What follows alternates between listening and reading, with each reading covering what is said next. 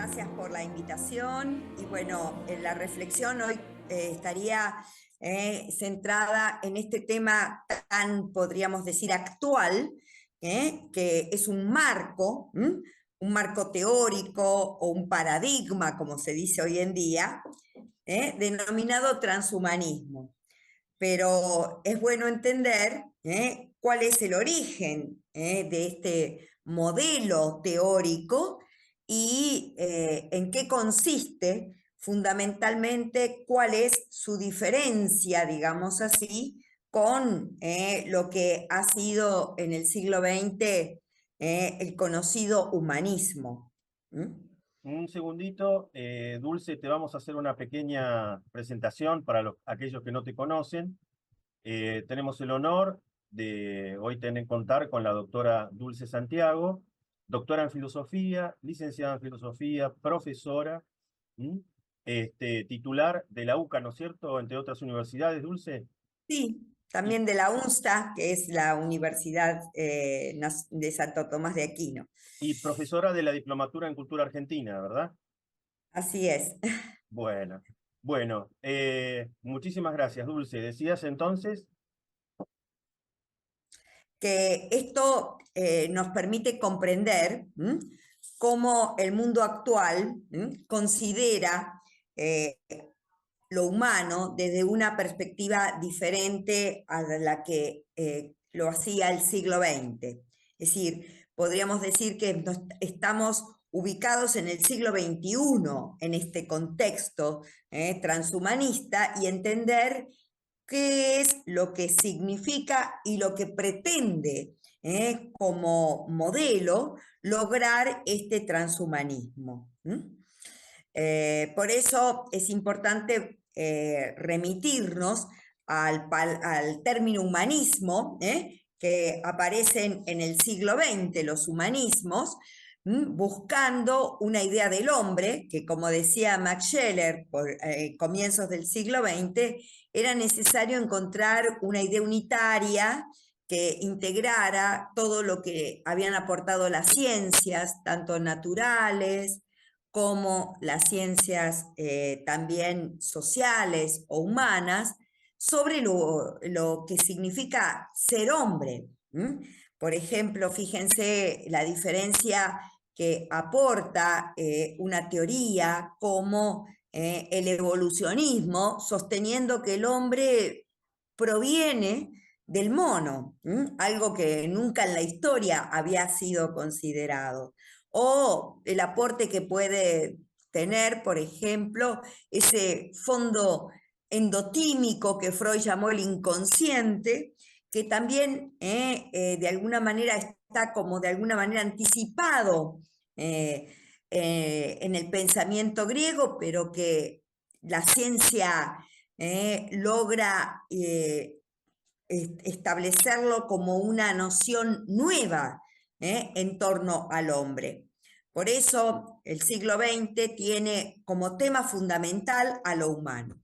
Lo que sucede es que fundamentalmente, a partir del contexto de posguerra, de la segunda mitad del siglo XX, algunas corrientes filosóficas como el existencialismo se posicionan en el término humanismo. Y entonces aparece ese humanismo existencialista, que va a tener como principal representante precisamente a Sartre, que es un ateo existencialista que sostiene que el hombre está arrojado en el mundo y que debe realizarse porque él no tiene una esencia dada, porque no hay un Dios que lo haya creado. Por eso decimos que es un existencialismo ateo. Este existencialismo va a tener una enorme influencia cultural, sobre todo a partir del contexto de posguerra. Por eso lo que dice Sartre es, lo que complica las cosas es que hay dos especies de existencialistas. Los primeros que son cristianos, entre los cuales dice Sartre, yo colocaría a Jaspers y a Gabriel Marcel, de confesión católica, y por otra parte, los existencialistas ateos, entre los cuales hay que colocar a Heidegger, también a los existencialistas franceses y a mí mismo, es decir, a Sartre. Lo que Perdón, tienen en Dulce, común. perdón, Dulce, discúlpame. ¿Y de Kierkegaard dice algo, Dulce? Sí, lo que pasa es que Kierkegaard es un antecedente del siglo XIX. Entonces, Sartre toma, podríamos decir, esta situación vital como antecedente en Heidegger, pero en realidad no habla de Heidegger, de Kierkegaard, perdón, porque Kierkegaard es un pensador cristiano. Claro, sí. Y él se aparta digamos, de la concepción cristiana del hombre. Entonces, de alguna manera, lo obvia a Kierkegaard, es decir, no lo considera, si bien sabemos que el existencialismo considera como un antecedente remoto el Claro. pensamiento de Kierkegaard.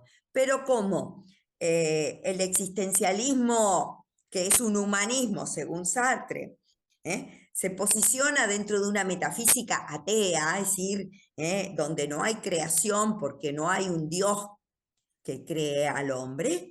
Entonces, la consideración, digamos así, de lo humano, es un ser arrojado en la existencia, pero sin esencia, porque nadie lo hizo, nadie lo creó. Claro, no es creacionista. Exactamente. Por eso, digamos, hay una omisión bastante, podríamos decir, intencional de Kierkegaard. Aunque obviamente los que estudiamos filosofía sabemos que ese fundamento remoto de la concepción existencialista está en ese pensador del siglo XIX, que es Kierkegaard. Y fíjense cómo él explica el existencialismo para considerar que el verdadero existencialismo es el existencialismo ateo.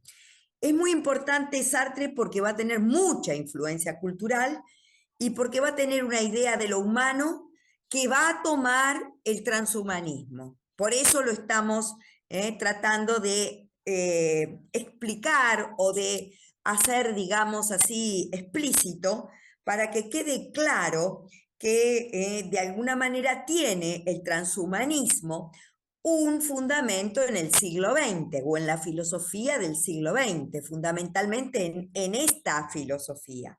Fíjense cómo dice, ¿qué significa que la existencia precede a la esencia? Significa que el hombre empieza por existir, se encuentra, surge en el mundo y que después se define. El hombre, tal como lo concibe el existencialista, si no es definible, es porque empieza por no ser nada. Solo será después y será tal como se haya hecho. Así pues, y esta afirmación es fundamental, porque la va a tomar el transhumanismo, no hay naturaleza humana, porque no hay Dios para concebirla. El hombre no es otra cosa que lo que él se hace. Es decir, él no tiene una esencia o una naturaleza, sino que en su hacer, él realiza esto que va a llamar su esencia, pero no está dada esa esencia, no tiene una naturaleza constituida. Por lo tanto, este fundamento de lo humano va a ser sumamente importante en el transhumanismo. Por eso tomo este antecedente del siglo XX. Y fíjense que Heidegger va a continuar, digamos, en la línea de lo que afirmaba Sartre, sosteniendo que el humanismo lo que hacía era meditar y preocuparse, curarse de que el hombre sea humano y no inhumano, extraño a su esencia. Pero ¿en qué consiste la humanidad del hombre? Y dice, ella estriba en su esencia, pero ¿desde dónde y cómo se determina esa esencia del hombre? Todo humanismo se basa en la metafísica. Y lo que hizo Heidegger en 1927, con una obra denominada Ser y Tiempo, es establecer el fin de la metafísica o el fin de la metafísica occidental, porque establece que esa metafísica desarrollada a partir del pensamiento griego, desde Jonia hasta Jena o desde los griegos hasta Hegel, fue una metafísica que se derrumbó. Y por eso habla de los extravíos de los intentos de definir al hombre. La mala interpretación de la definición aristotélica, Heidegger era profundamente aristotélico en este sentido, ¿no? Como animal racional. Según Heidegger, esta mala interpretación de la racionalidad humana llevó al racionalismo, que termina en el idealismo, y que hace de alguna manera que se derrumbe esa metafísica. Habla de la incapacidad de alcanzar la esencia del hombre en el humanismo histórico. O sea, hay una crítica al humanismo. La necesidad de radicalizar la pregunta por lo humano desde la pregunta por el ser. Esto es lo que va a establecer entonces Heidegger en su gran obra, Carta sobre el humanismo, que es una conferencia, no un libro. Entonces, de alguna manera, está anunciando esto que se llamó, esperen que, el fin del humanismo. Pero, más allá de Heidegger, otro pensador que siga a Heidegger, que se llama Peter Sloterdijk, un pensador muy ligado a la escuela de Frankfurt, le contesta o continúa la obra de Heidegger diciendo que Heidegger deja al descubierto perturbadoras consecuencias del humanismo en su forma antigua, tanto como en su forma cristiana y moderna, identificado como el responsable de un no pensar de 20 siglos. Fíjense que la crítica es radical. ¿Qué significa radical? Que va hasta la raíz, lo mismo que hizo Heidegger y que había hecho Nietzsche. Decir que en realidad desde los griegos o desde ese logos griego viene nuestro problema. Dice, por eso habla de un no pensar de 20 siglos, con sus presupuestos apresurados, sus al parecer evidentes e inevitables definiciones de la esencia del hombre, se lo acusa de haber impedido el surgimiento de la auténtica pregunta por la esencia, que está hablando de la esencia del hombre, es decir, del humanismo.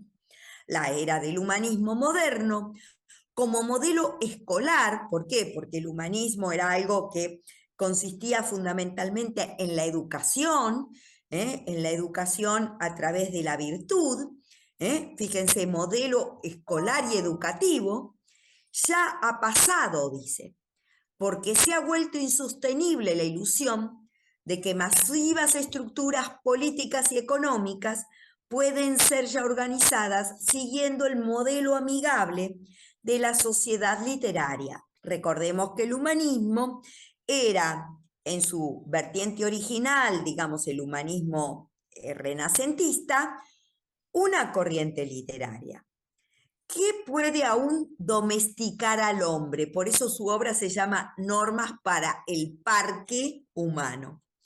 Si hasta el día de hoy sus esfuerzos de automoderación, atención, lo han llevado en gran medida y precisamente a su forma del poder sobre todo ente. ¿Qué significa esto, toma del poder sobre todo ente?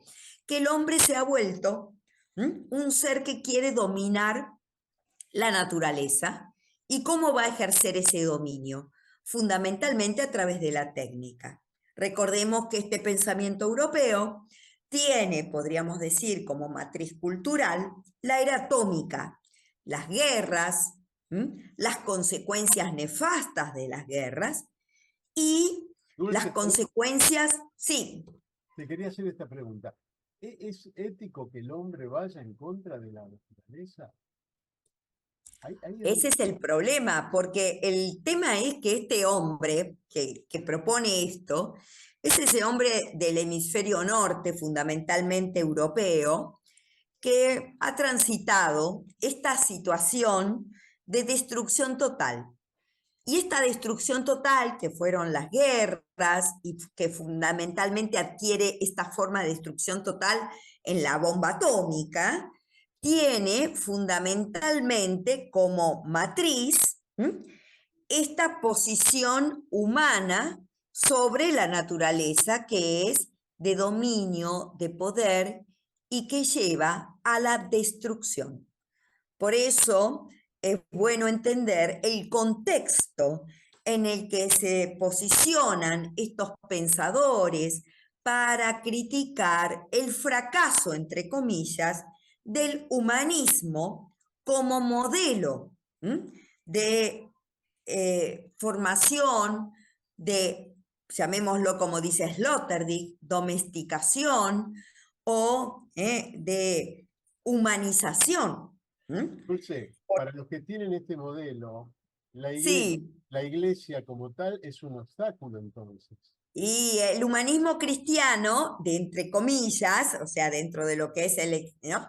el mismo existencialismo cristiano, podríamos decir, según lo que han dicho los existencialistas ateos como Sartre, es que en realidad no son el auténtico humanismo, que en realidad para ser propiamente, digamos, existencialistas en sentido auténtico, como dicen ellos, es necesario considerar esta situación del hombre, o como dicen ellos, del ser en el mundo, arrojado, sin una naturaleza dada. Acá es por eso es tan importante este antecedente, porque sin este pensamiento no se entiende por qué después, en el siglo XXI, como vamos a ver ahora, el transhumanismo va a asumir esto de que el hombre no tiene naturaleza. No Perdón, es que... de ahí que Sartre decía, por ejemplo, el hombre está ahí, estúpidamente ahí para la nada. Exactamente, es una pasión inútil, o Heidegger dice un ser para la muerte. O estamos condenados a la libertad. También. Exactamente, esa situación humana tiene que ver con esa filosofía, podríamos llamar de posguerra, que de alguna manera obedece a una situación concreta, que es la segunda mitad del siglo XX, de posguerra. Por eso es tan fuerte esa afirmación, que después llegará de nuevo con el transhumanismo. Por eso hablamos del humanismo, no porque nos interese ahora poner, digamos, en tema el humanismo y la crítica que hay al humanismo, sino para mostrar cómo, a partir de esta crítica al humanismo, el transhumanismo entonces va a buscar otra vía para lo que va a llamar el mejoramiento humano o del hombre, que ya no va a ser esta educación basada en la virtud, en la realización de una esencia que tiene una misión o diríamos una vocación, porque no hay Dios para crear al hombre y darle una esencia, ni tampoco para otorgarle una misión o una vocación en este mundo. Por eso es tan importante considerar estos antecedentes del siglo XX y también considerar la realidad o el contexto o la circunstancia en que esta filosofía se hace en el siglo XX una cultura. Porque estos autores, más allá de que sean filósofos, académicos, profesores de universidades, han tenido, y pues Sloterdijk sigue teniendo, podemos encontrar obras de Sloterdijk de gran divulgación de su pensamiento, o sea, son obras y autores que han tenido una divulgación cultural muy importante y que por lo tanto tienen de alguna manera influencia en la vida social y cultural del siglo XX, en los finales y en el siglo XXI.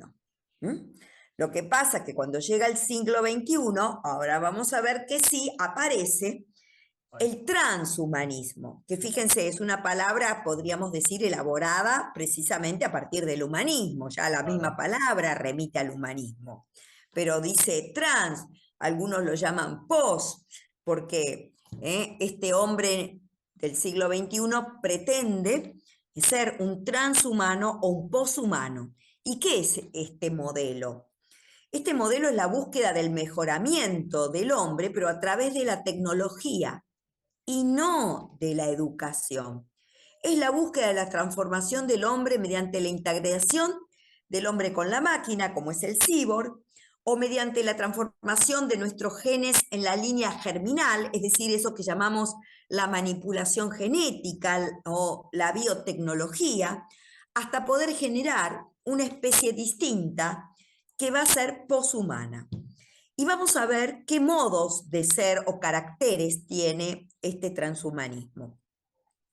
El ser humano entonces ahora es el que va a tomar control de su evolución, que va a ser una evolución diseñada por el hombre y tiene como norma ética, está moralmente obligado a evolucionar en este sentido. No es la evolución darwiniana, que era una evolución aleatoria, como decía Darwin, ¿no? Que no había una explicación científica a la evolución, a por qué se daba de esa manera la evolución. Lo único que establecía era que las especies superiores dominaban naturalmente a las inferiores. Pero en cambio ahora la evolución, que está basada en la tecnología, es algo que está seleccionado por el hombre. Nos permitirá seleccionar nuestras cualidades físicas y mentales, el rejuvenecimiento y pretender hasta la inmortalidad. Pero para entender que muchas veces estas utopías tienen sus límites, hay un artículo muy reciente que dice que la ciencia en realidad considera que la inmortalidad humana es utópica o distópica, que en realidad el ser humano no podría aspirar a una vida mayor a 150 años, lo cual es ya prolongarla, pero bueno, no inmortalizarla, es algo muy distinto. O sea que fíjense que la misma ciencia va encontrando límites a esta aspiración, podríamos decir, utópica o distópica, como la querramos ver, pero que realmente empieza a tener ya sus limitaciones. Y hay dos modalidades de este modelo paradigma. Uno es el cultural, que está inspirado en, podríamos decir, en los pensadores, en la crítica posmoderna al humanismo, por ejemplo, en Foucault, Derrida, en la teoría postcolonial, en la ecología radical. Hay una obra de Donna Haraway que se llama El Manifiesto Cyborg de 1985, que sostiene: a finales del siglo XX, nuestra era, un tiempo mítico, todos somos quimeras, híbridos teorizados y fabricados máquinas y organismos. En pocas palabras, somos cyborgs, dice Donna Haraway. Pero por otro lado, más allá del pensamiento transhumanista, encontramos la ciencia o técnica transhumanista, que es un modelo ya tecnocientífico, inspirado en trabajos de científicos e ingenieros que provienen del campo de la inteligencia artificial, de la robótica, son Marvin Minsky, Hans Moravec, Raymond Kurzweil, que están basados en los avances de lo que llamamos la biotecnología. La idea compartida por estos dos modelos, es decir, tanto el cultural, podríamos decir teórico, como el tecnocientífico, es que la superación de la barrera entre el hombre y la máquina está, digamos así, lograda, y también entre lo real y lo virtual. Es decir, ya no hay más un límite, sino que el hombre y la máquina se han, podríamos decir, entrelazado, y lo mismo la realidad real con la virtual, o la realidad física con la virtual. ¿Cuáles son estos modos de mejoramiento humano que podría lograr el hombre según este paradigma? ¿Algo quieren preguntar? No, no, estamos asombrados de cómo el hombre interviene, ¿no? Contra la naturaleza, tratando de crear un ser que después no sé cómo se puede Sí, relacionar. bueno, ahí está la cuestión. Por eso era bueno partir del siglo XX, ¿no? Para entender cómo se ha ido, podríamos decir, modificando la concepción de lo humano entre el siglo XX y el XXI. ¿Mm? Fíjense cómo se puede lograr este mejoramiento humano que es la aspiración del transhumanismo. A través de un nivel químico farmacológico, cibernético digital o genético, pero estos tres modos o tipos de mejoramiento pueden darse tanto en el aspecto físico, es decir, corporal, mental, emocional o moral, atención, para mejorar la calidad de vida o bienestar. Pero el problema es que, bueno, la definición de lo que es calidad de vida o bienestar es algo bastante relativo, subjetivo. Y además sabemos que desde el punto de vista ético hay ciertos reparos para este mejoramiento, es decir, ¿cuál es el límite del mejoramiento físico? Pensemos, por ejemplo, todas las problemáticas que se presentan desde lo estético, por ejemplo, ¿no? Claro, claro. El caso de Silvina Luna del año pasado o del anteaño, no me acuerdo cuándo fue todo un debate, ¿no? ¿Cuál es el límite para ese mejoramiento? Pero también hay incluso límites éticos hasta para el mejoramiento moral. Por ejemplo, sabemos que es un debate ético si alguien que es considerado un delincuente o alguien que ha delinquido reiteradamente, esos casos que uno considera que ya son irreparables, pueden aspirar en vez de, por ejemplo, a una condena, bueno, un tratamiento que inhiba, por ejemplo, su instinto de muerte, ¿no es cierto?